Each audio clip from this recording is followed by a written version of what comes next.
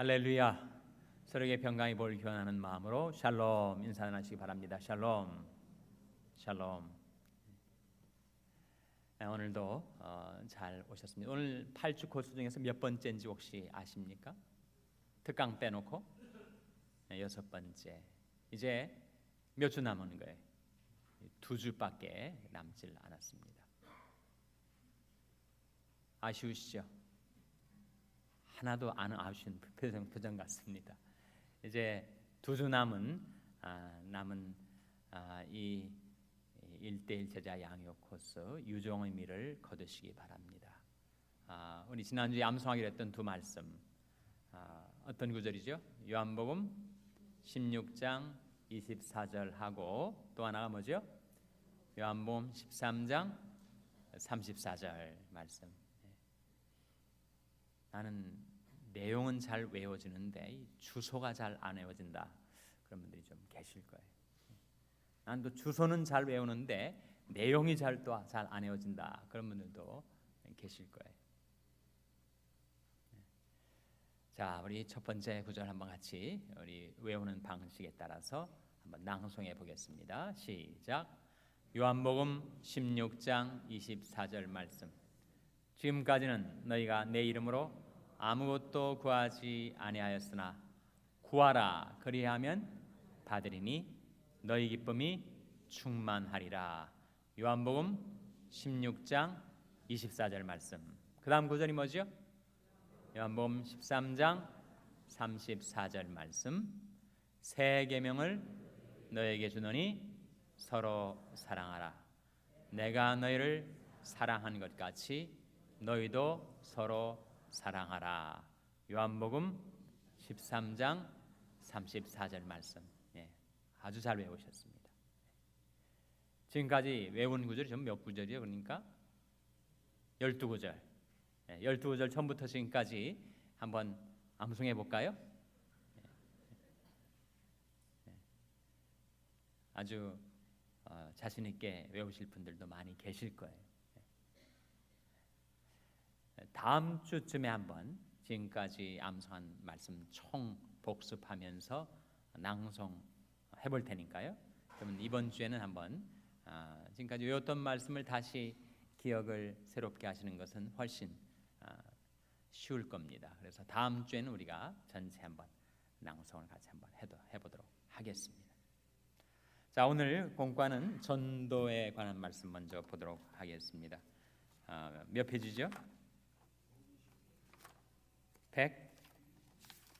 122페이지입니다.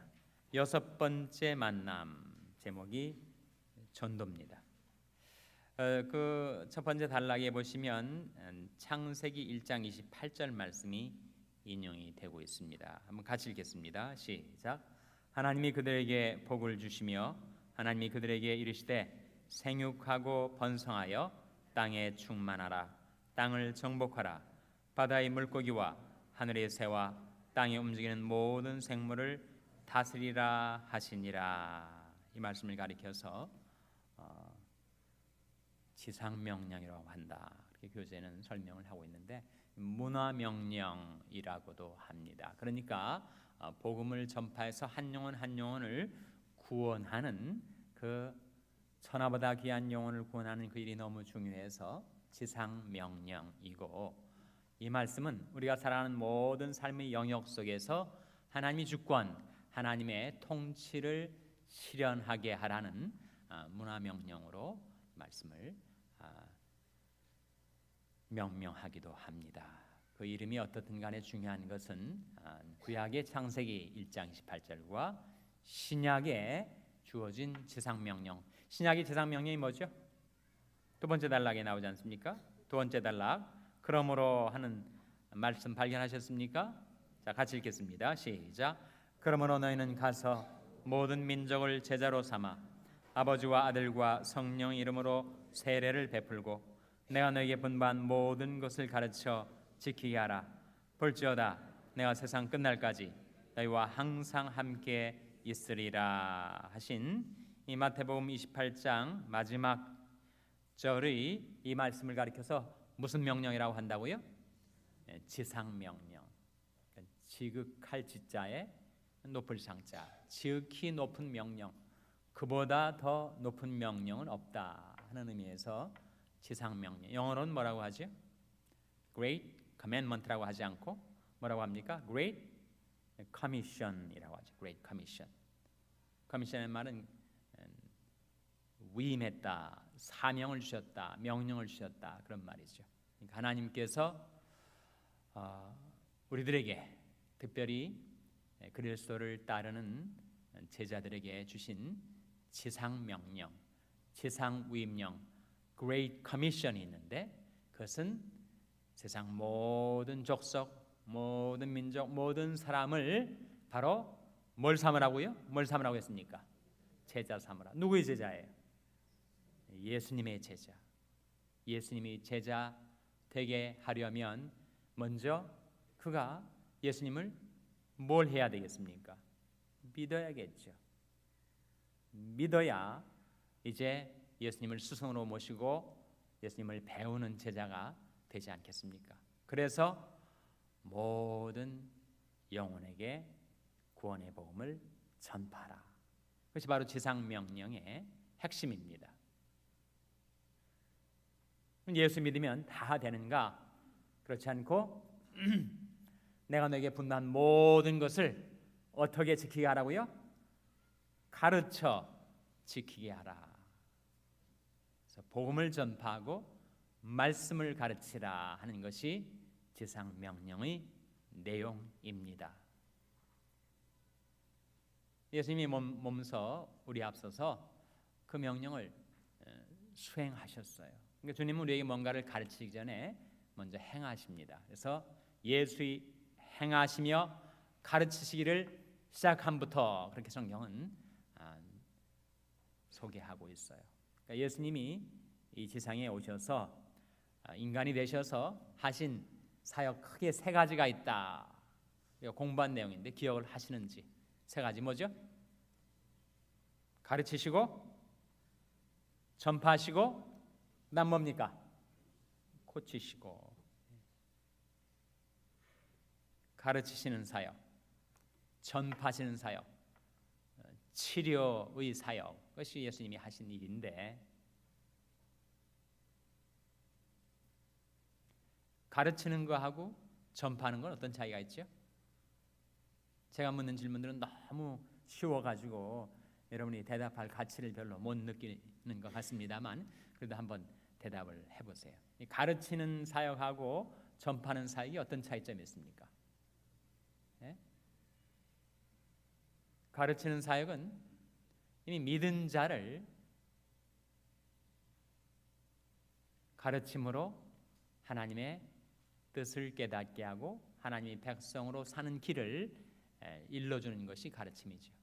전파하는 것은 말 그대로 복음 전파, 전혀 믿지 않는 자에게 복음을 전파해서 구원을 받게 하는 것. 그 두 가지를 헬라어로 구별해서 가르치는 것을 디다케라고 합니다. 전파하는 것을 케리그마라고 해요. 케리그마라는 말은 여러분 들어보신 분들이 계실 거예요. 그러니까 우리가 하나님 말씀 가지고 행해야 될 두 가지 사역이 있는데, 그것은 가르치는 사역하고 전파하는 사역이다 했을 때 그 사역의 내용도 다르고 성격도 다르지만 대상이 달라요. 대상이. 자, 가르침은 누구를 대상으로 하는 사역입니까? 믿은 자. 전파는 누구를 대상으로 하는 사역입니까? 믿지 않는 자, 불신 영혼들. 그래서 불신 영혼들에게 복음을 전파해서 케르그마, 그들이 예수를 믿게 되면 이제 주님이 제자가 되어서 주님을 따르기 시작할 거 아니겠어요? 주님을 배운단 말이죠. 주님을 인격적으로 감화를 받고 주님을 배우기도 하지만 하나님의 말씀을 가르쳐서 그리스도는 이렇게 사는 것입니다.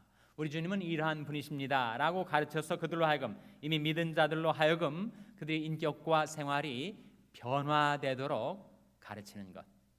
하나님이 누구이신지, 우리를 향하신 하나님의 뜻이 무엇인지를 가르치는 것이 바로 디다케라는 거예요.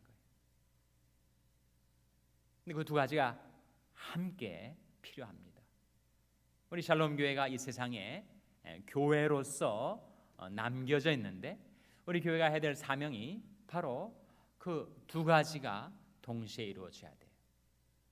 교회 밖에 있는 울타리, 세상 속에서 하나님도 없이 소망도 없이 살아가는 자들에게는 구원의 복음을 전파해야 할 것이고, 그래서 믿고 교회 속에 들어온 사람들에게는 하나님의 말씀을 어떻게 해서 그들을 세워야 한다고요?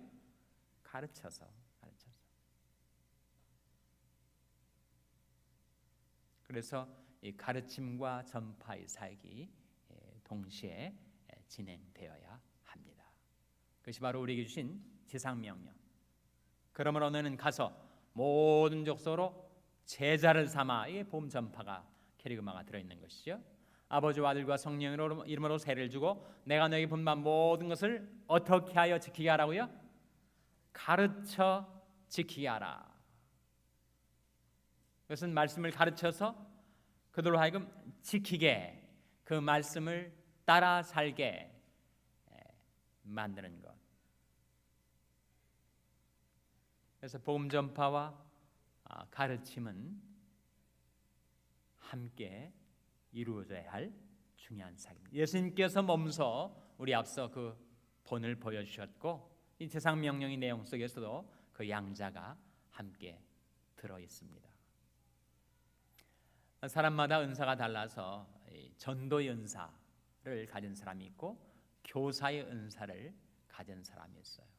전도의 은사를 가진 사람은 영혼을 보면 불쌍한 마음이 들고 어떻게 해서도 좀 전도지 한 장이라도 건네주고 싶은 열망이 가슴에 있죠. 또 실제로 전도를 하게 되면 전도의 은사가 없는 사람보다도 훨씬 더 그로 하여금 예수를 믿게 할 가능성이 높습니다. 반면에 가르침의 은사를 받은 사람들은 하나님 말씀을 잘 깨닫고 상대방이 이해할 수 있는 그런 말로 조리 있게 잘 설명도 하고 깨달음도 주고, 그래서 그가 그 말씀을 가슴속에 품고, 말씀을 우리 가슴속에 품으면 그 말씀이 우리에게 평강도 주고 용기도 주고 힘도 줍니다. 사람들이 잘 몰라서 그렇지 이 세상을 살아가면 누구나 wear and tear를 경험해요. wear, 닳아지는 거죠. 몸도 닳아지고 정신력도 닳아지고 기억력도 닳아지고 사라진단 말이죠. 또 tear, 찢어진단 말이에요. 자꾸 쓰면 닳아가지고 찢어지지 않습니까? 정신도 육신도 다 이 세상을 살다 보면 wear and tear가 있게 됩니다. 그 세월의 흐름 속에 그 누구도 그것을 거스르질 못해요. 자연적인 노화의 과정이라고도 할 수가 있겠죠. 그런데 우리 마음속에 하나님의 말씀이 있으면 그 말씀은 생명의 씨앗이기 때문에, 그 말씀 속에는 생명력이 있기 때문에 그 말씀을 자기 가슴속에 품고 늘 살아가는 사람들은 모든 인생에 닥치게 되는 이 wear and tear에서 훨씬 더 자유로워질 수가 있습니다. 그건 신기한 말씀의 능력 때문이죠. 말씀이 여러 가지 염려, 스트레스로 시달리다가도 그 말씀이 내 마음에 평강을 가져다 주니까 주의 법을 사랑하는 자에게는 큰 평안이 있으니 저에게 장애물이 없으리로다 하신 말씀대로 하나님의 말씀을 자기 마음속에 품고 사는 자는 그 말씀 안에 있는 생명력으로 인하여 우리에게 피치 못하게 다가오는 wear and tear를 최대한도로 극복할 수 있게 도와준다는 거예요. 그래서 말씀을 깨닫고 말씀을 품고 사는 것이 그렇게 중요합니다. 말씀은 신기한 능력이 있어서 우리를 향하여 다가오는 온갖 시험도 유혹도 위험도 영적인 공격도 이런 것들도 다 말씀이 우리 마음을 지키기 시작하면 우리가 그 마음을 평안히 지켜낼 수가 있어요. 물론 지킬 만한 것보다 더욱 내 마음을 지키라. 무엇이 이에서 남이니라 그랬습니까? 또 들을 때마다 새롭고 또 볼 때마다 참신하게. 자, 무릇 지킬 만한 것보다 더욱 내 마음을 지키라. 무엇이 이에서 남이니라 그랬습니까? 생명의 근원이 이에서 남이니라. 생명의 근원이 바로 마음에서 나오는데 그 마음을 지키기가 너무 어려운 거예요, 여러분. 자기가 자기 마음 잘 못 지킵니다.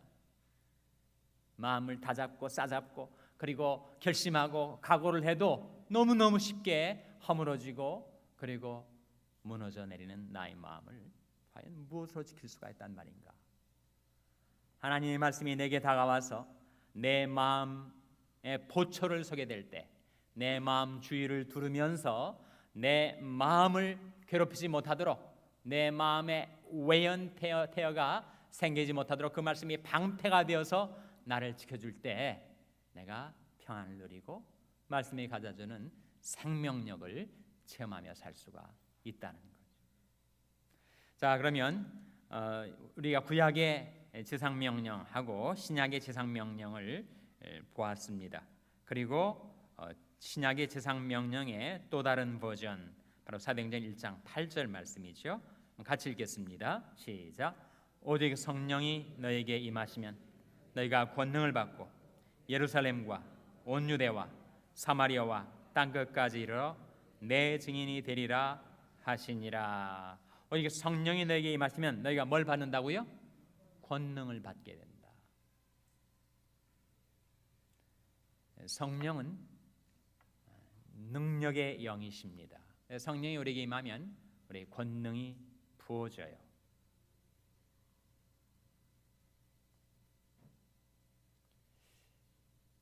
최근에 제가 아는 한 분이 몸에 담석이 생겨가지고 그 담석이 한번 발동을 하면 너무너무 고통스러운 거. 페인킬러가 안 든대요. 아무리 페인킬러를 먹어도 너무너무 고통스럽고 이머전시로 병원에 가자니 병원에 가면 일단 검사하느라고 이머전시로 들어가도 몇 시간 걸쳐서 자기가 왜 아픈지를 아는데 또 다시 그 과정을 거쳐야 하고 도움이 안 되니까 그냥 담석으로 인해서 한번 고통이 덮쳐오면 그 담석 희한하게 낮에는 괜찮다가 밤에 그렇게 움직인다고 그래요. 그래서 밤에 페인킬러도 안 듣고 이머전시도 갈 수 없고 그냥 꼬박 그 고통을 온몸으로 견디면서 이제 새벽에 동이 터올 무렵 되면은 통증이 이렇게 사라진다는 거예요. 그러니까 자기 몸에 있는 그 담석으로 인한 고통이 언제 생겨날지 무서워지는 거죠. 몸에 그런 돌이 하나 들어와 있어도 그렇게 괴로운데 우리 인간 안에 mortality라는 것이 있습니다. 우리 안에 죽음의 가능성이 있어요. 아무리 건장한 사람도 호의대가 멀쩡한 상태에서 그냥 그 생명이 떠나버리는 것이 우리 연약한 인생. 그래서 성경은 모든 육체는 무엇이라 그랬습니까? 기억하십니까? 모든 육체는 풀이라. 풀이 아침에 돋았다가 저녁에 다 사그라 죽질 않아요. 우리 육체가 다 그렇다는 거예요. 그런데 우리 안에 있는 이 mortality, 죽음 가능성에다가 하나님께서 우리 안에 immortality, 불멸성을 심어주셨다는 거예요. 그게 뭘까요, 여러분? 그게 바로 성령이고 말씀이라는 것입니다. 성령은 로마서 8장에서 성령의 법이 이렇게 나오는데 바로 성령은 생명의 영이시라는 거예요.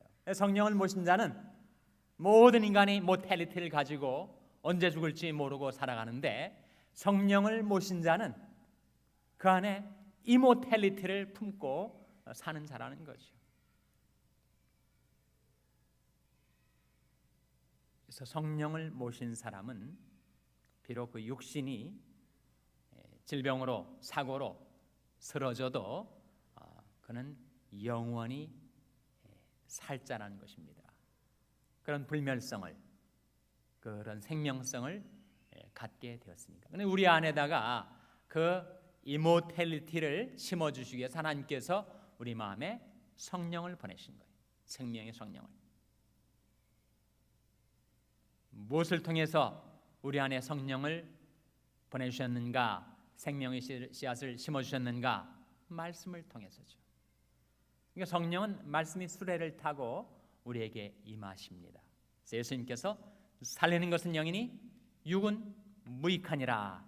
내가 너에게 이른 말이 영이요 생명이라.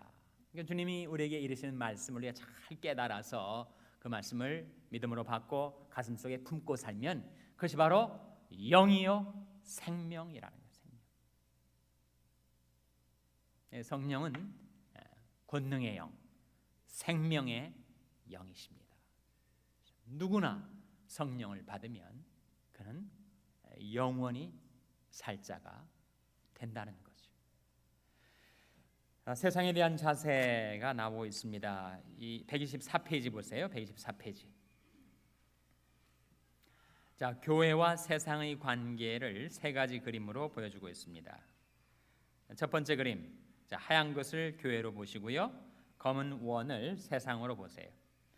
교회와 세상을 어떻게 이해하는가 세 가지 견해가 있다는 거예요. 첫째는 대립으로 보는 반대 입장이다. 그러니까 세상과 교회와 세상을 늘 서로 대립되는 것으로, 반대되는 것으로, 도저히 서로 합쳐지지 못하는 것으로 보는 거죠. 두 번째는 어떤 거예요? 타협으로 보는 중재 입장이다. 그러니까 교회와 세상이 이렇게 합쳐진 거예요. 교회 속에 세상이 들어와 있고 또 세상 속에 또 교회가 또 들어가 있고, 그래서 그 두 원이 중첩이 된다는 거죠. 교회로 보면 이것은 안 좋은 겁니다. 결국은 교회의 세속화라고 할 수 있죠. 교회 속에 너무 세상이 깊이 들어와서 세상의 원리가 교회를 지배하게 되면 그 교회는 결국 타협하다가 타락하게 되겠죠. 세 번째, 교회와 세상과의 관계, 어떤 관계라고요? 정복으로 보는 변혁의 입장이다. 정복이라는 어감이 별로 좋지 않습니다만 그래도 창세기 1장 28절에 땅을 정복하고 땅에 충만하고 땅을 다스리라 하는 말씀이 있으니까 그런 긍정적인 의미와 어감으로서의 정복으로 이해하시고, 교회와 세상과의 관계를 어떻게 봐야 할 것인가? 바로 교회는 세상의 무엇을 위해서 존재한다는 거예요? 변혁, 트랜스포메이션을 위해서 존재한다는 거예요. 그래서 두 번째처럼 타협하고 타락해서는 안 되겠지만 첫 번째처럼 너무 교회와 세상을 도저히 양립 불가능한 것으로, 그리고 서로 대적하는 것으로 보는 것도 문제가 있습니다. 왜 문제가 될까요, 여러분? 교회가 어떻게 되는 거예요? 교회가 세상을 등지고 탈속, 속세를 떠나서 자꾸 어디로 가는 거예요? 산속으로. 바로 중세 수도원 운동이 바로 그것 아니었어요? 그러니까 교회와 세상을 철천지 원수지간으로 보니까 교회는 전혀 세상에 대한 관심도 잃어버리고 세상의 구원을 위해서 기도도 하지 않고, 그렇게 되면 교회는 세상으로부터 완전히 분리되게 되는 것이죠. 교회와 세상의 관계를 성경적으로 이해하는 입장이 바로 변혁을 위해서 교회는 세상 속에 존재한다. 비록 세상 속에 살고 있지만 세상에 속하지 않은 교회, 세상 속에서 빛이 되고 소금이 되는 교회, 세상의 죄의 어둠을 밝히는 빛으로 썩어가는 세상에 그 부패를 방지하는 소금으로서의 변혁의 역할을 하는 것이 교회와 세상과의 관계에 대한 성경적인 이해다, 그렇게 말할 수가 있겠죠. 세상 일에 대한 자세가 나옵니다. 중간쯤 보면은 세속적인 것하고 신성한 것을 우리는 구별을 하는데, 그것은 이원론이라는 거죠. 이원론하고 반대되는 게 뭐죠? 이원론이 반대가 뭡니까? 일원론 아닙니까? 일원론. 네. 그러니까 헬라 철학은 이원론이에요. 그러니까 헬라 철학에 있어서 모든 물질은 다 악한 것입니다. 그래서 우리 몸이 무덤이라는 거예요. 소마는 세마다. 소마는 몸을 말하는데 헬라 철학에 따르면 모든 물질계는 이미 다 타락해버린 것이고 악한 것이에요. 그래서 헬라 이원론에 따르면 이 세상에는 선신과 악신이 존재한다는 거예요. 그 대등한 두 신이 영원히 싸운다는 거예요. 그러나 성경은 결코 이원론을 말하지 않습니다. 물질계를 그 자체를 악한 것으로 보질 않아요.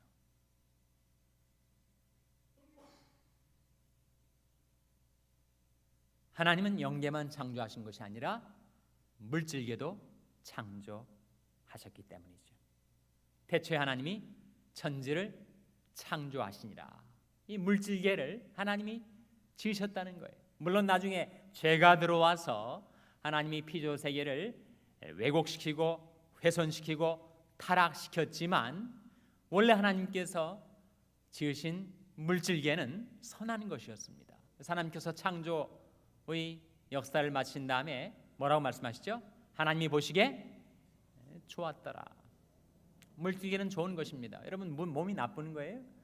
여러분 몸이 악한 것입니까? 몸 자체가 악한 것은 아니죠.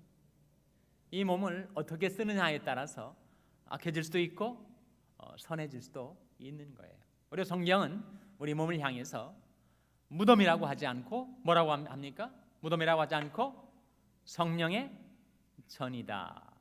너희가 하나님의 성전인 것과 하나님의 성령이 너희 안에 거하시는 것을 너희가 알지 못하느냐. 너희 몸은 너희가 하나님께로부터 받은 바 너희 가운데 계신 성령이 전인 줄 알지 못하느냐. 너희는 너희 것이 아니라 값으로 산 것이 되었으니 그런즉 너희 몸으로 하나님께 영광을 돌리라 그러셨으니까 우리 몸은 물질계에 속한 것이지만 이게 원래부터 악한 것이 아니라는 말이에요. 그게 바로 일원론입니다. 일원론. 하나님은 영계와 더불어 물질계도 창조하셨다. 영계와 물질계의 그 근원을 거슬러 올라가면 선신과 악신이 두 신, 이원론이 아니라 한 신, 유일하신 참 하나님이 지으셨다. 그래서 물질계도 선하다는 거예요. 그래서 세속적인 것하고 신성한 것을 구별하지 않으신다는 겁니다. 모든 것은 하나님의 무엇 아래 있기 때문입니다. 그랬습니까? 발견하셨어요? 우리 어디쯤 가고 있는지 지금 발견하시고 계십니까? 왜 세속적인 것과 신성한 것을 구별하는 이원론을 성경이 가르치지 않는 이유는 모든 것은 하나님의 무엇 아래 있기 때문입니다. 그랬습니까? 주권 아래. 하나님이 주권 밖에 있는 것이 없다는 거예요. 그래서 만유를 하나님이 지으신 모든 것을 우리가 다스려야 하는 명령을 우리가 받고 있다는 겁니다. 우리는 나는 목사가 아니라 목수입니다 하고 말하기보다는 나는 나의 목수 일을 통해서 목사로 일하고 있습니다 하고 말해야 합니다. 이게 좀 무슨 말인지 전달이 되십니까? 예?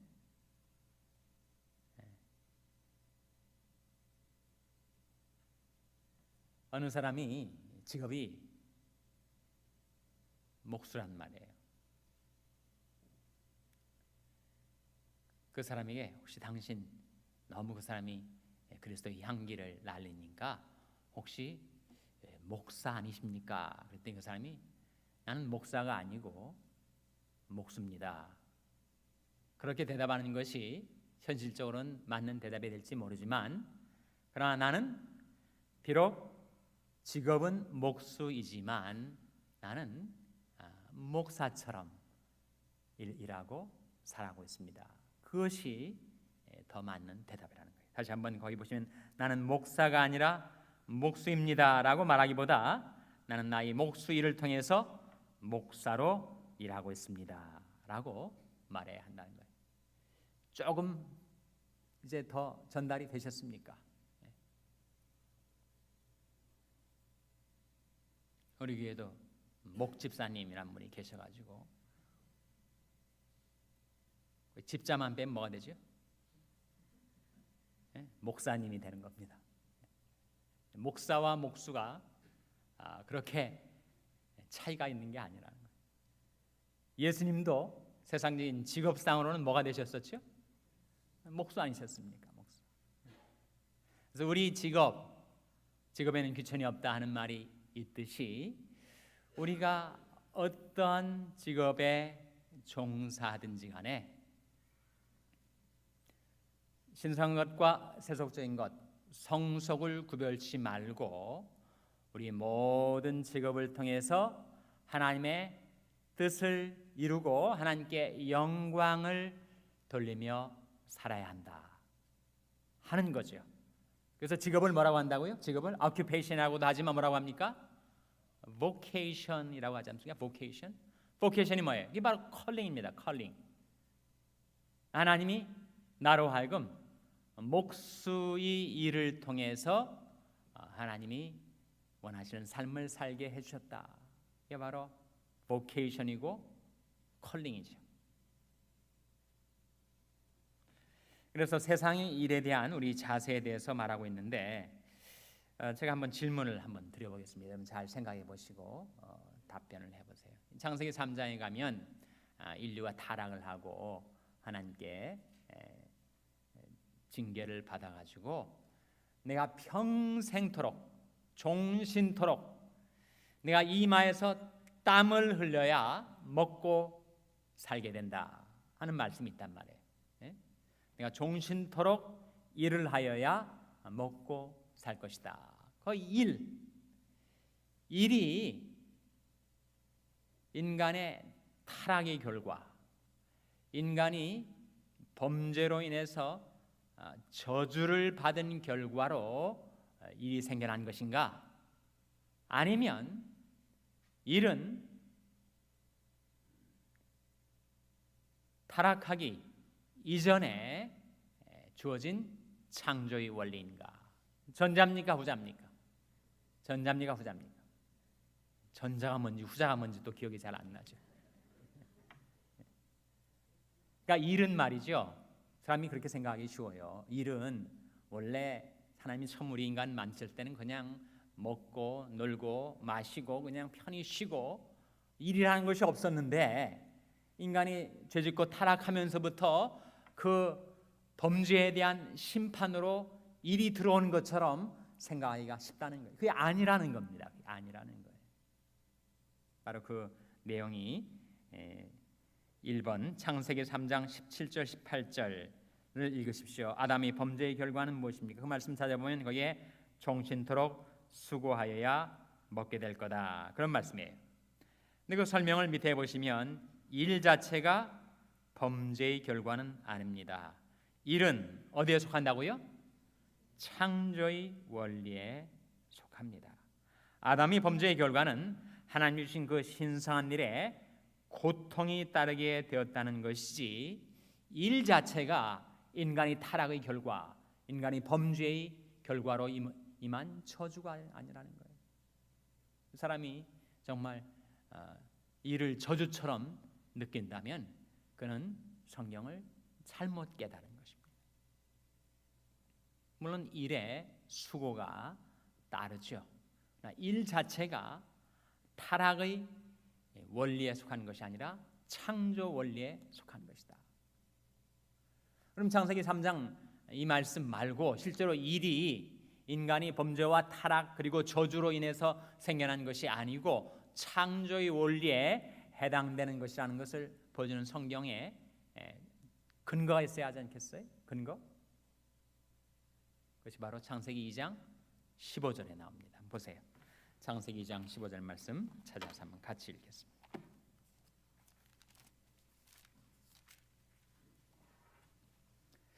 창세기 2장 15절을 찾는데도 페이지가 필요하시진 않겠죠. 창세기 2장 15절. 창세기 2장 15절. 같이 읽겠습니다. 시작. 여호와 하나님이 그 사람을 이끌어 에덴 동산에 두사 그것을 다스리며 지키게 하시고. 이 창세기 2장 15절 말씀은 인류의 타락 이전입니까? 이후입니까? 이전이죠. 타락의 사건은 창세기 몇 장에 나타나죠? 3장에 나오니까. 그러니까 3장의 인류의 타락 사건 이전에 나온 창세기 2장 15절에 인간은 하나님께 뭘 하도록 지금 명령받고 있습니까? 일하도록. 어디에서 일하는 거예요? 에덴 동산에서. 하는 일의 내용은 무엇입니까? 다스리며 지키는 일. 그러니까 일 자체는 창조 원리에 속한다는 거예요. 일이 인간의 타락의 결과로 받은 심판과 저주 때문에 일이 생겨난 것이 아니라는 겁니다. 우리가 나중에 죽어서 천국 가면 이 세상에서 고생 많이 했으니까 천국에 가면 날마다 잔치 벌이고 파티하고 놀고 이제 일은 지긋지긋하니까 난 일 안 하고 천국에서 영원히 놀면서 살리라. 그런 분은 나중에 좀 천국 가시면 조금 실망하실 거예요. 천국에 가셔도 일을 합니다. 아니 이 세상에서 그렇게 일을 많이 했는데 또 천국 가서도 일하라는 말입니까? 천국 가서도 일하게 돼요. 예수님께서 뭐라고 했어요? 잘하였도다 착하고 충성된 종아, 내가 작은 것에 충성하였음에 내가 많은 것으로 내게 맡기리니.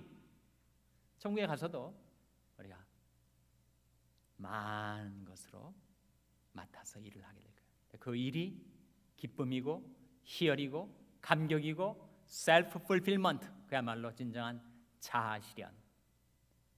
그 일을 통해서 하나님과 교제하고 이를 통해서 주님과 동행하고 그런 삶이 가능하다는 거예요.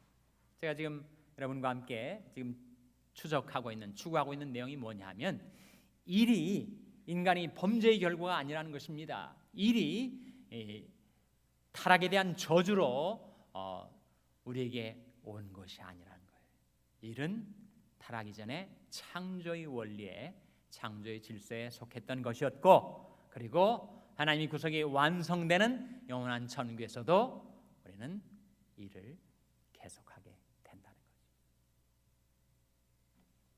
그래서 일에 대한 자세에 대해서 지금 보면 골로새 3장 23절 말씀에 구원받은, 지금 124페이지 맨 아래 2번에 대한 내용입니다. 구원받은 그리스도인인 우리는 세상의 일을 어떤 시각으로 보아야 합니까? 어떤 시각으로 봐야 되죠? 모든 일이 주님을 위해서 하는 거다. 모든 일이 주님의 일이다. 교회에 들어와서 봉사하는 일만 주의 일인가? 아니고 우리가 손을 대어서 행하는 모든 일이 다 주의 일이 된다 하는 거죠. 무슨 일을 하든지 마음을 다하여 죽게 하듯 하고 사람들에게 하듯 하지 말라. 가정에서, 직장에서, 세상에서 행하는 모든 일들을 우리는 다 주님께 하듯, 주님께서 내게 하라고 하신 일로 받아들여서 우리가 그 일을 하며 살아야 한다는 거죠. 자, 복음 전파 넘어가겠습니다. 1번 복음 전파의 기본 자세. 1번 안드레가 예수님을 만난 후에 제일 먼저 한 일은 무엇이었죠? 뭐였습니까? 전도였죠. 누구를 전도한 거예요? 자기 형제 이름이 뭐였죠? 시몬. 형제 시몬을 만나가지고 어떻게 했습니까? 만나가지고 예수님께로 데리고 왔죠. 이게 아주 중요한 포인트입니다. 만나는 것까지는 잘 하는데 만난 다음에 내가 다 예수님이 변호인처럼 예수님을 설명하려고 하다가 우리는 실패를 하고 좌절을 경험해요. 내가 다 못합니다. 아무리 전도 연사를 받고 아무리 전도 훈련을 많이 받은 사람도 자기의 언변과 자기의 능력으로 한 사람을 권하지 못합니다. 불가능해요. 우리가 해야 될 일은 말 그대로 인도하는 거예요. 안드레가 예수님 만나고 나서 먼저 한 것은 자기 형제, 이미 관계 지어지지 않았어요? 형제지간으로 이미 관계가 맺어진 그 관계 전도를 지금 하고 있는 것인데, 그가 가서 예수님에 대해서 자세하게 그가 설명하고 변호했던 것이 아니라 예수님께로 데리고 온 거예요. 이번 바울은 사람들에게 무엇을 말했습니까? 뭘 말했죠? 사도행전 22장 15절 뭘 말했습니까? 보고 들은 것. 보고 들은 것. 자기가 보고 들은 것을 다른 사람들에게 말했던 겁니다. 3번 바울은 무엇을 부끄러워하지 않는다고 말했죠? 뭘 부끄러워하지 않습니까? 복음을. 왜 그것을 부끄러워하지 않는다고 했습니까? 복음은 모든 믿는 자에게 구원을 주시는 하나님의 능력이 되기 때문에. 아니, 천하보다 귀한 영혼을 구원할 수 있는 그런 능력이 있는 복음을 왜 부끄러워한다는 말입니까? 자, 2번 생활을 통한 전도. 첫 번째가 뭐였죠? 복음 전파의 기본 자세. 복음 전파를 할 때 두 가지 경로가 있다는 거예요. 하나는 생활을 통해서, 다른 하나는 뭐라는 겁니까? 3번에 못을 열어 하는 전도라고요? 입을 열어 하는 전도. 그러니까 생활로 하는 전도가 있고 그리고 말로 하는 전도가 있다는 거예요. 그런 사람이 있어요. 나는 결코 입으로 전도하지 않겠다. 나는 내가 사는 동네에서 평생 한마디도 예수 이름 또 믿으라, 교회 가자 이런 얘기 안 하고 평생 이웃에게 열심히 동네를 빗자루로 쓸어가지고 항상 동네를 위해서 겸손히 봉사하는 것으로 나는 전도의 소임을 다하며 살겠다. 그런 사람이 있습니다. 그래서 성경적인 방법은 아니에요. 그것은 반쪽일 뿐이라는 거죠. 우리는 생활을 통해서 사람들에게 감화를 끼쳐서 그로 하여금 예수님을 보고 믿게 하는 생활을 통한 전도와 더불어 꼭 입을 열어서 구원의 복음을 전파해야 될 명령을 함께 받고 있다는 거죠. 두 가지가 함께 가야 한다는 겁니다. 먼저 생활을 통한 전도. 빌립보서 2장 15절에 보면 어그러지고 거스르는 세대 가운데서 사는 우리는 하나님의 자녀로서 어떠한 삶을 살아야 합니까? 흠없는 자녀. 우리는 세상에 어떤 모습으로 나타나야 합니까? 빛들로 나타나야 한다. 마태복음 5장 16절에서 사람들은 무엇을 보고 그리스도인이 빛된 삶을 발견합니까? 무엇을 보고죠? 우리의 착한 행실을 보고 그 결과는 무엇입니까? 하나님께 영광을 돌리게 된다. 이게 생활을 통한 전도예요. 우리의 행실, 우리의 선행, 우리의 봉사, 우리의 양보, 우리의 화평한 삶을 보고 사람들이 감화를 받아서 하나님께로 돌아오고 하나님께 영광 돌리게 되는 우리 인격과 생활을 통한 전도, 그것이 분명히 한 축을 이루고 있고 그것만은 아니고 또 다른 한 축이 필요한데 그것은 바로 입을 열어 하는 전도라는 거죠. 자, 태어나면서부터 소경으로 있다가 예수님을 만나서 눈을 뜬 사람이 요한복음 9장에 나타납니다. 그는 아주 간결하고도 효과적인 증언을 했습니다. 그는 어떤 사실을 말했죠? 자꾸 예수님을 유대 종교 지도자들이 비난하고 정죄를 하니까 그 인간 죄인이다. 근데 네가 왜 그를 신봉하는가? 그렇게 자꾸 그 소경에게 따져 물었을 때 소경이 이렇게 말을 했습니다. 그가 죄인인지 내가 알지 못하나 한 가지 아는 것은 내가 소경으로 있다가 지금 보는 이것이니이다. 그러니까 그 해결이 나지 않는 그 논란, 말다툼, 그 그 언쟁 속으로 끌려가지 않고 자기가 경험한 거, 자기가 보고 들은 거, 그것만 증거하면 된다는 거예요. 이게 바로 증인 아닙니까? 우리는 변호인으로 불림을 받지 않았고 증인으로 불림을 받았다는 거죠. 베드로전서 3장 15절 이번 한번 다 찾아보시기 바랍니다. 베드로전서 3장 15절 말씀. 몇 페이지죠? 네, 380페이지 전후로 보십시오. 380페이지 전후. 신약성경 380페이지 플러스 마이너스 1. 베드로전서 3장 15절. 한번 같이 읽겠습니다. 시작. 너희 마음에 그리스도를 주로 삼아 거룩하게 하고 너희 속에 있는 소망에 관한 이유를 묻는 자에게는 대답할 것을 항상 예비하되 온유와 두려움으로 하고.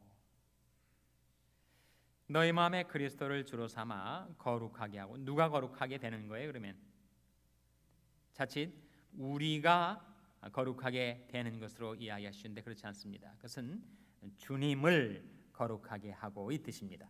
우리 마음에 그리스도를 주로 삼아서 늘 주님을 거룩하게 모시고 존귀하게 높이고 주님께 영광 돌리며 살아가면서 혹 너희 속에 있는 소망에 관한 이유를 묻는 자.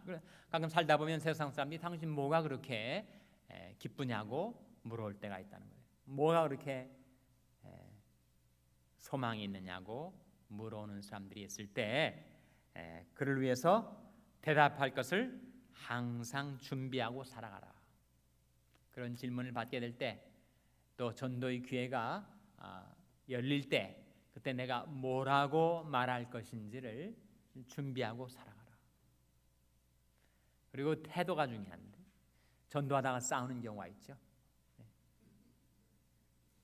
아니 그 사람을 예수님께로 인도해야 될 텐데 이 인간이 자꾸 내 자존심을 건들고 약을 바짝바짝 올려가지고 내가 전도를 안 하면 안 했지 내가 이 인간 그만 놔두지 않겠다고 전도하러 가가지고 대판 싸움을 벌인단 말이에요.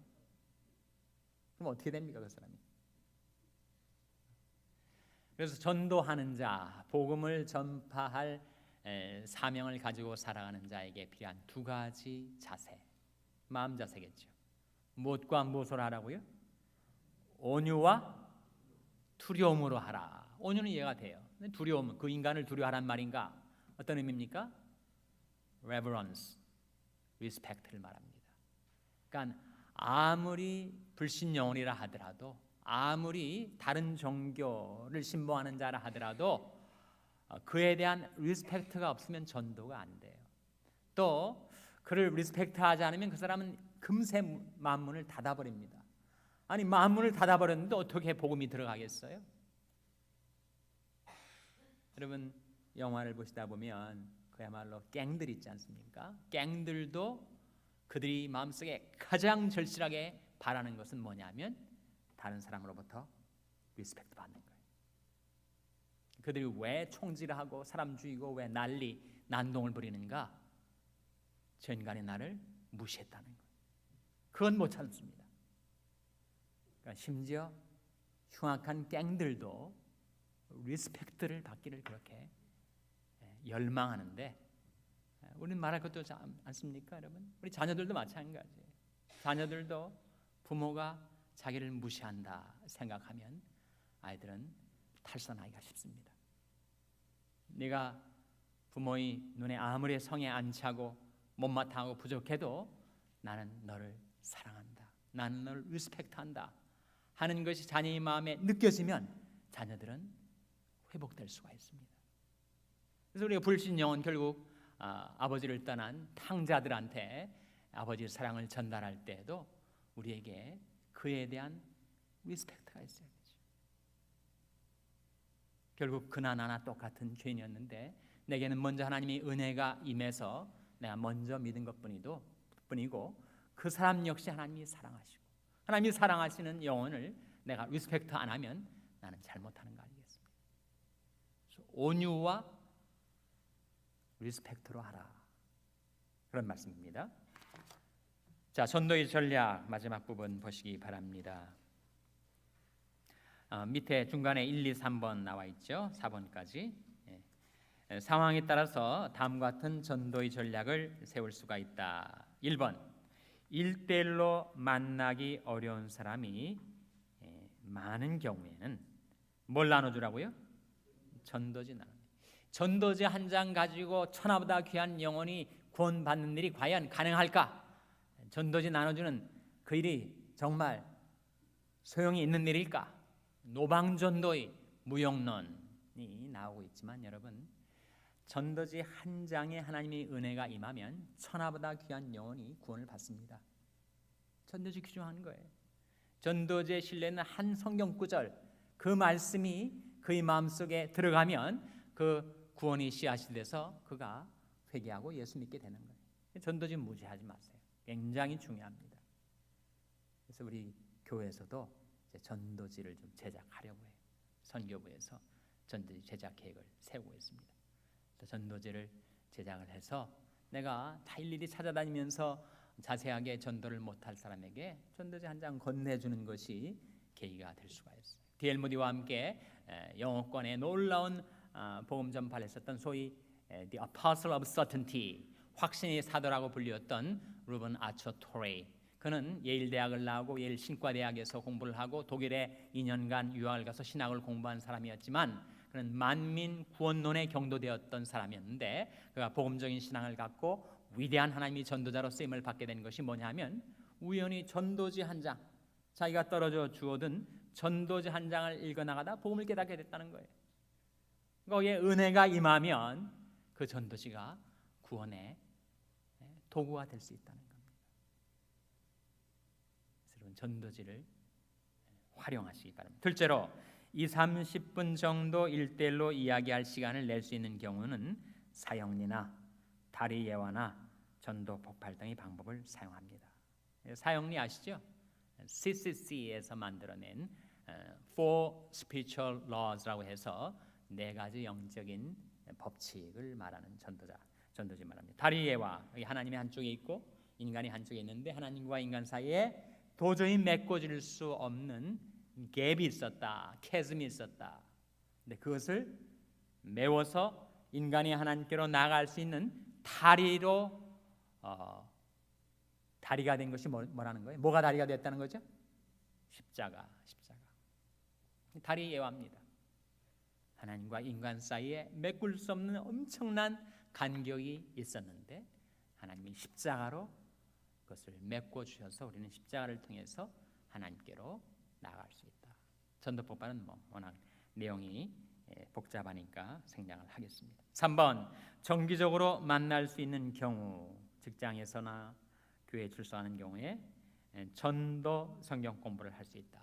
여러분이 1대1 제자 양육할 때 이미 믿은 사람에게 말씀을 가르치는 것도 가능하지만 전혀 믿지 않는 사람에게 1대1 제자 양육을 통해서 그를 신앙으로 인도할 수도 있으니까 기도하는 가운데 그런 사람을 대상자로 선정하실 수도 있겠습니다. 구원받지 못한 사람들에게 그리스도를 소개하는 것이 왜 중요한가? 요한복음 14장 6절 말씀, 어떤 말씀이죠? 예수께서 가라사대 내가 곧 길이요 진리요 생명이니 나로 말미암지 않고는 아버지께로 올 자가 없느니라. I am the way. I'm a way가 아니라 the way. 하나님께로 나갈 수 있는 유일한 길이기 때문에. 사도행전 4장 12절 말씀, 다른 이로서는 천하에 구원을 얻을 수가 없나니 하나님께서 예수 그리스도를 통해서만 구원받을 수 있는 구원의 길을 열어 주셨다 하는 거죠. 자, 4번, 상황에 따라서 자신이 간증을 나누는 것도 효과적입니다. 실제로 여러분이 전도할 때 정말 사람들이 변화를 받는 강력한 전도의 효과적인 방편이 있는데 바로 이 간증입니다. 간증을 어떻게 하는가? 마지막 페이지 보시면 3가지. 그리스도를 영접하기 전, 3번째 그리스도를 영접한 후, 중간이 중요한데 중간에 뭐가 들어가는 거예요? 어떻게 그리스도를 영접하게 되었는가? 동기가 무엇이었는가? 어떤 말씀이 자기에게 부딪혀 왔는가? 어떤 체험이 있었는가? 내가 어떻게 예수님을 믿게 되었는가? 그 믿음의 과정, 믿음이 무엇인가를 보여주는 거죠. 다시 한번 쉽게 말하면 간증은 뭐냐? 간증은 내가 예수 만나기 전에는 이러한 고민, 이러한 불행을 겪어왔던 사람이고, 이제 예수를 만난 이후에는 내가 이와 같이 새롭게 풍성한 삶을 살고 있게 되었는데, 그 전과 후로 바뀌게 되는 그 과정에 내가 어떤 말씀을 믿게 되었는지, 또 어떻게 영접 기도를 하게 되었는지, 내가 어떤 동기로 예수를 믿기로 결심했는가, 자기의 경험을 그대로 얘기해 주는 거죠. 이게 바로 간증입니다. 누구나 간증하실 수가 있어요. 바울 역시 사도행전 26장에 간증을 하고 있는데, 그 간증이 너무 강력해가지고 그것을 듣던 왕이, 아그리빠 왕이 네 많은 학문이 너를 미치게 만든다 그랬더니, 내가 미쳤든지 정신이 온전하든지 내가 쇠사슬에 매인 것 외에는 여러분 모두가 다 예수를 믿기를 원합니다. 바울이 담대한 복음 전다는 간증전도죠. 간증전도. 전도의 생활화 이미 우리가 봤던 내용이기 때문에 생략을 해야 되겠고, 5번만 보겠습니다. 5번 134페이지 5번. 전도를 할 때 무엇을 그리스도에게로 돌려야 합니다. 그게 나오죠? 화제를. 그래서 사람들이 교회에 대해서 이 얘기를 한단 말이에요. 특히 믿지 않는 불신자들은 교회에 대해서 상당히 비평적인 이야기들을 많이 하죠. 네, 교회에 관한 이야기를 시작하면서 항상 교회의 머리시고 질그릇, 교회는 질그릇입니다. 질그릇 안에 담긴 보배이신 그리스도를 소개하도록 해야 한다는 거죠. 그래서 화제를 그리스도로 돌리는 지혜가 전도에 필요하다 하는 것입니다. 마지막으로 결과를 기대해야 합니다. 그러니까 자기가 전한 복음에 대해서 자신감이 없어가지고 내가 이렇게 말한다고 저 사람이 예수 믿겠는가? 그러면 또 그대로 돼요.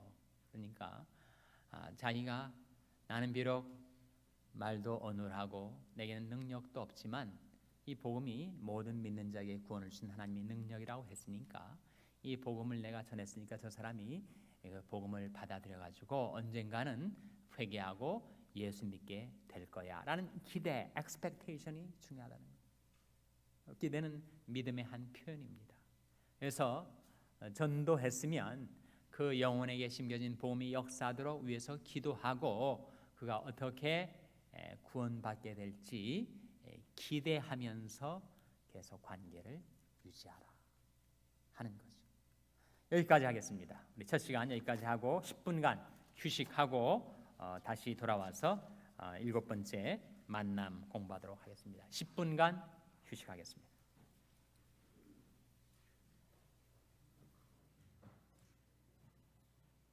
일곱 번째 만남 제목이 뭐라고요? 성령 충만한 삶. 이 7번째 과의 내용을 우리가 시간 다 살펴보지 않고 두 가지에만 초점을 맞춰서 생각해 보고자 합니다. 첫째는 성령 충만이 무엇인가, 둘째는 어떻게 성령 충만을 받을 수 있는가, 두 가지 주제로 우리가 집중하도록 하겠습니다. 자, 성령 충만이 무엇인가? 성령 충만에 관한 성경 말씀이 에베소서 5장 18절에 나옵니다. 한번 찾아보시기 바랍니다. 에베소서 5장 18절. 에베소서 5장 18절 말씀 찾아서 우리 한번 같이 읽겠습니다. 몇 페이지죠? 네, 315페이지. 315페이지. 에베소서 5장 18절 말씀 보시기 바랍니다. 에베소서 5장 18절 말씀 같이 읽겠습니다. 시작. 술 취하지 말라. 이는 방탕한 것이니 오직 성령의 충만을 받으라. 여기에 성령의 충만을 받으라 하는 말씀이 나오는 것이 바로 이 구절입니다. 근데 술 취하는 거하고 비교를 시키고 있죠. 술 취하면 술 기운에 의해서 움직여집니다. 그리고 술 취함은 방탕함에 이르게 돼요. 방탕함이란 말은 좀 더 쉽게 말하면 통제가 안 된다는 거죠. 그러니까 완전히 술에 의해서 지배를 받다 보니까 자기가 자기 통제가 안 되는 거죠. 그래서 술 취하는 거하고 성령 충만하는 거하고 공통점과 차이점이 있다는 거예요. 공통점은 뭘까요? 술 취한 사람이 술 기운에 의해서 움직이듯이 성령 충만한 사람은 성령의 기운에 의해서 움직여지는 차이가 있습니다.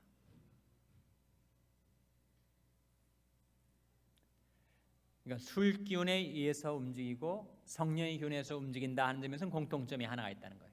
차이점은 뭘까요? 술 취함은 무엇에 이르게 된다고요? 방탕함에. 그러나 성령에 충만하게 되면 우리는 성령의 통제를 받게 됩니다. 그런데 이 말씀 술 취하지 말라 이는 방탕한 것이니 오직 성령의 충만을 받으라. 오직 성령의 충만을 받으라는 말씀 속에서 우리가 세 가지 성령 충만에 대한 깨달음을 얻게 돼요.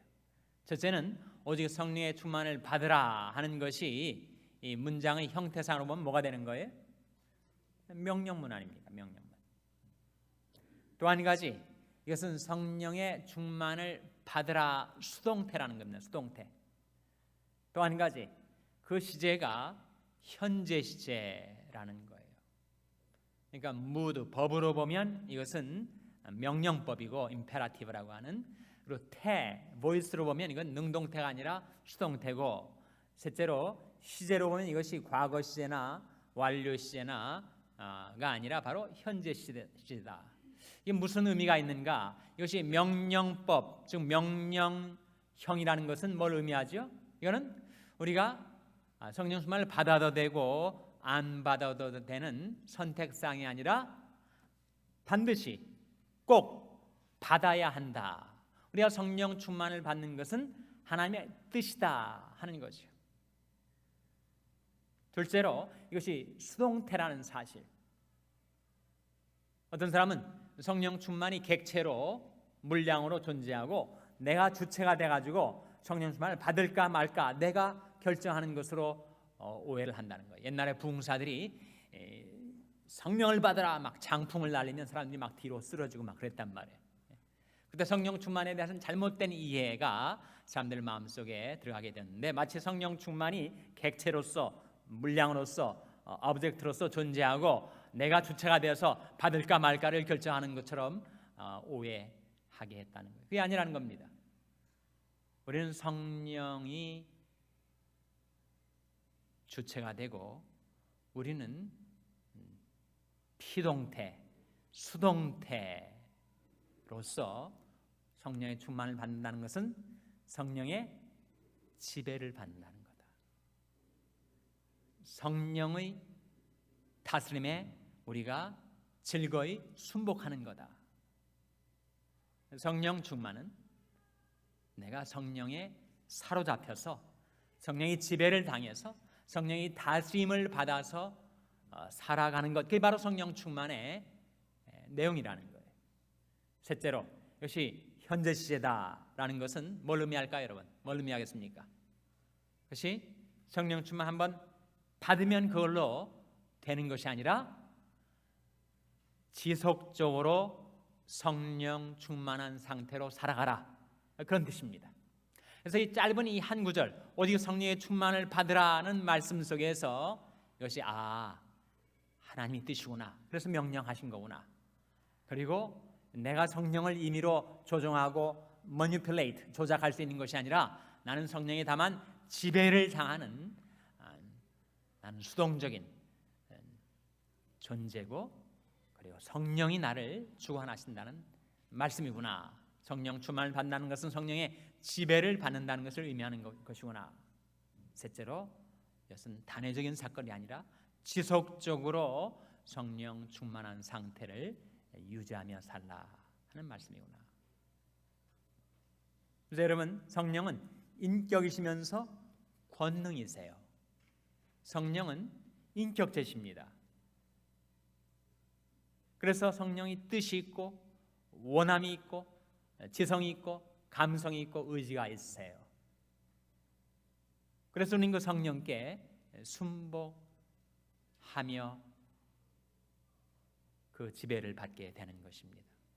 그래서 성령은 권능이셔서 인간이 아무리 고집이 세고 아무리 우악스러운 사람이라 할지라도 성령은 그를 사로잡아 버리십니다. 능력이 있으시기 때문에. 성령 충만을 받는다는 것은 성령의 사로잡힌 바 되어서 성령의 지배를 당하고 성령의 다스리심에 즐거이 순복할 수 있는 그런 능력을 갖게 되는 것, 그런 상태를 유지하는 것이 바로 성령 충만이다. 이해가 되시죠? 성령 충만이 뭘 의미하는 것인가? 인격이시고 권능이신 그 성령의 인격을 따라 그 권능을 힘입어 살아가는 것. 결국 사람은 자기 자신만으로 살든지 성령 충만을 받아 살든지 그렇게 살게 된다는 거죠. 자기 지혜, 자기 능력, 자기 자신만으로 사는 삶의 한계를 우리는 뼈저리게 경험을 한 사람들입니다. 이제는 그거 아니고 내 의지나 내 열심이나 내 노력이 아니라 성령의 능력을 힘입어서 살아가는 것, 성령의 도우심을 받아 살아가는 것, 성령의 감화와 감동을 받아서 성령의 인격, 성령의 의지, 성령의 열심, 성령의 능력을 힘입어서 살아가는 것이 성령 충만한 삶이다. 그럼 어떻게 성령 충만을 받을 것인가? 그것이 우리 관심사항 아니겠습니까? 성령 충만을 어떻게 받죠? 성령 충만을 받으려면 우리 교재에서 몇 가지를 보여주고 있습니다. 142페이지. 어떻게 하면 성령 충만을 받을 수 있습니까? 세 가지 소주제 서브타이틀을 보세요. 첫 번째가 뭐예요? 성령 충만의 필요를 느끼고 간구해야 합니다. 주님, 제가 살아보니까 도저히 내 열심과 노력만으로는 너무 안 됩니다. 그러니까 성령께서 도와주셔야 하겠습니다. 성령 충만을 사모하고 성령 충만을 갈구하고 성령 충만한 상태에서 살기를 열망하는 가운데서 성령 충만을 부어달라고 간구해야 된다는 거죠. 간구. 여러분이 새벽기도 나오신 분들은 눈치채셨는지 모르지만 항상 빠뜨리지 않고 우리가 새벽에 합심기도하는 것이 바로 하나님 우리에게 성령 충만 주셔서 사명 감당케 주옵소서. 기도하지 않아요? 우리가 합심해서 성령 충만을 놓고 늘 기도하셔야 돼요. 그것이 여러분의 기도 리스트에, 기도 제목에 탑에 와야 합니다.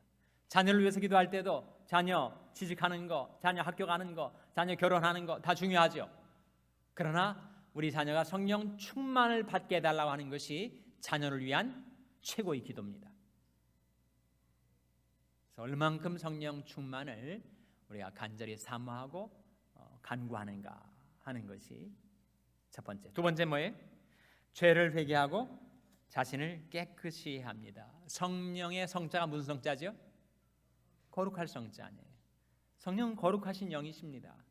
근데 내가 죄와 짝하고 죄에 대한 미련을 갖고 여전히 죄와 더불어 살아가고 있으면서 성령 충만을 달라고 하는 것은 그건 어불성설이죠. 그게 될 수가 없습니다. 내 그릇이 너무 더러워져 있는데 하나님이 왜 성령을 충만히 담아 주시겠습니까? 그래서 자기 죄를 자복하고 자기 죄를 회개하고 자기 죄에서 떠나서 죄와의 결별을 선언하고 이제는 하나님 임재 앞에 나와서 주님 모시고 주님과 교통하고 주님과 동행하며 살아갈 때 우리에게 성령 충만이 부어진다는 거죠. 세 번째가 뭐죠? 세 번째, 하나님께 자신의 생활을 전적으로 의탁해야 합니다. 커밋하라는 거죠. 헌신하라는 겁니다. 우리는 반마음으로 따르면서 성령도 좋지만 세상도 좋다, 이렇게 우리가 두사에서 왔다 갔다 하면서 우리는 성령 충만 못 받습니다. 엘리야가 이스라엘 백성한테 나와가지고 너희가 어느 때까지 그 두 사이에서 머뭇머뭇하려느냐, 바알이 만일 하나님이면 그를 줬고 여호와가 만일 하나님이면 그를 줬을지니라. 양단 간에 결단을 내려는 거예요. 자신을 하나님께 헌신하지 않고 자신을 하나님께 의탁하지 않고서는 성령 충만 못 받습니다. 왜 이렇게 되는가? By definition, 정의상 그래요. 정의상 성령 충만은 성령의 지배를 당하는 것인데, 내가 성령께 의탁하지 않고 어떻게 지배를 당하며 어떻게 충만을 받을 수가 있는가? 그러니까 성령 충만을 받으려면 성령께 자신을 완전히 헌신, 의탁, 순복해야만 성령 충만을 받을 수 있다. 그것이 오늘 여러분의 교제에 명시적으로 나타난 내용이니까 여러분이 지금 말씀드린 걸 다 기억 못하셔도 언제든지 이 페이지를 들춰내시면 성령 충만을 받으려면 이렇게 해야 되는구나, 그렇게 깨달으시고 그 성령 충만을 받기 위한 그 세 가지 조건이 여러분 삶 속에 fulfill 되어서 여러분이 정말 성령으로 충만케 되시기를 간절히 바랍니다. 이것으로 오늘 7번째과 마치도록 하겠고요. 다음 주 암송구절 두 구절 숙제 내드리겠습니다. 다음 주 암송구절은 두 구절인데, 첫 번째로 사도행전 1장 8절, 둘째로 에베소서 5장 18절. 다시 한번 사도행전 1장 8절하고 에베소 5장 18절 두 구절 말씀을 암송해 오시고, 다음 주는 우리가 전체 한번 복습할 테니까 그동안에 암송하셨던 거 한번 복습해 주시기 바랍니다. 출석부 돌아가고 있습니까? 다 돌아갔어요? 예. 여러분 앞으로 이제 2주 남았습니다. 유종의미를 거두시기를 바라고, 부탁드렸던 대로 앞으로 내가 앞으로 이 교제를 가지고 어떤 사람을 1:1 양육할 것인가를 놓고 여러분 기도하시고, 그리고 또 필요하면 상담하시고 그렇게 해주시기 바랍니다. 기도하시겠습니다.